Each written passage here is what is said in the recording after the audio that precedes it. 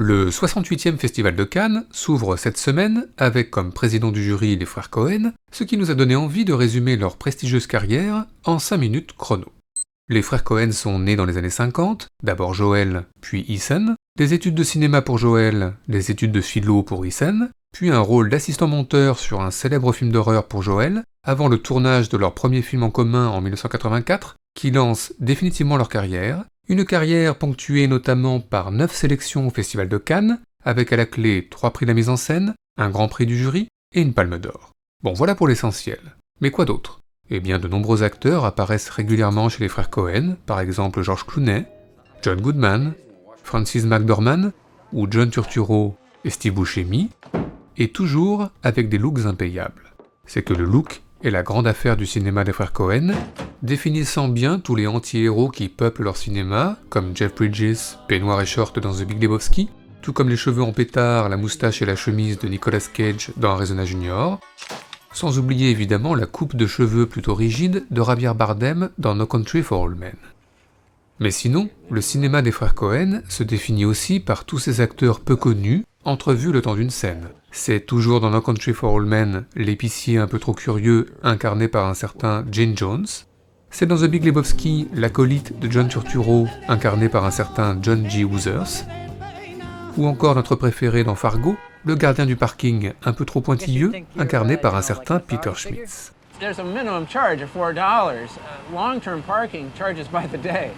Mais quoi d'autre ?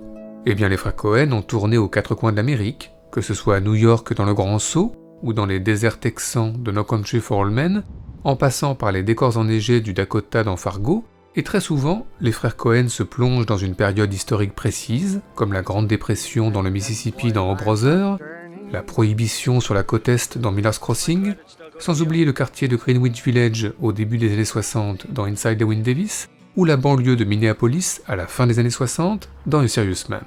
Une exploration de l'Amérique qui explique pourquoi on entend autant d'accents américains différents chez les frères Coen, l'accent texan de Tommy Lee Jones dans No Country for Old Men,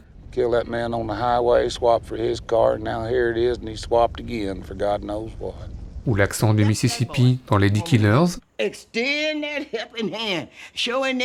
sans oublier l'accent du Dakota dans Fargo. Un plaisir de la langue qui se retrouve également dans le choix quasi constant d'un narrateur, au masculin dans The Barber,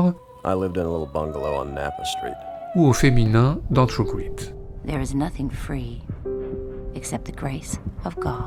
Mais encore, eh bien les objets et le décor sont toujours très importants chez les frères Coen, et tout particulièrement la décoration murale toujours très soignée. Des photos de famille couleur, puis noir et blanc dans 100%, le portrait d'un défunt dans Lady Killers, des photos d'employés dans Fargo, un tableau énigmatique dans Barton Fink, sans oublier un poster de Nixon jouant au bowling dans The Big Lebowski, une photo d'un avion à la Maison Blanche dans Burn After Reading, ou encore un impayable poster musical dans Fargo.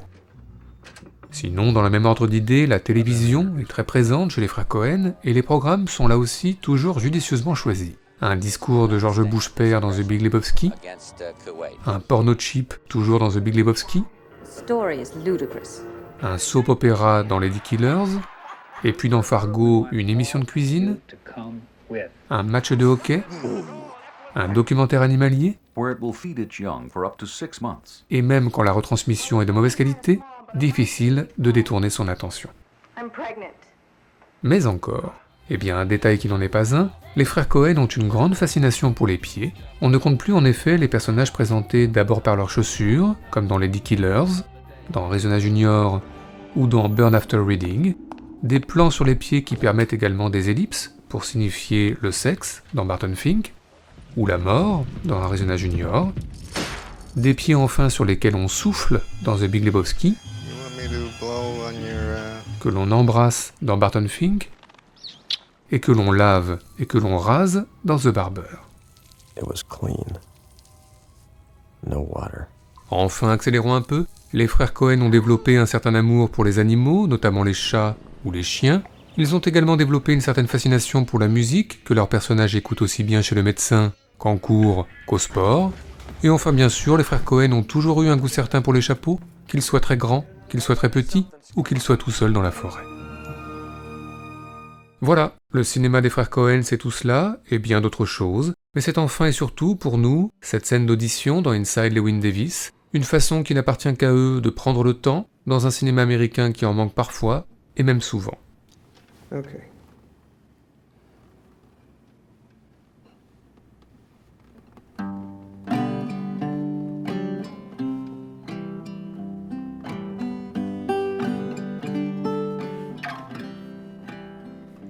Queen Jane lay in labor for 9 days or more, till her women grew so tired they could no longer there. They could no longer there.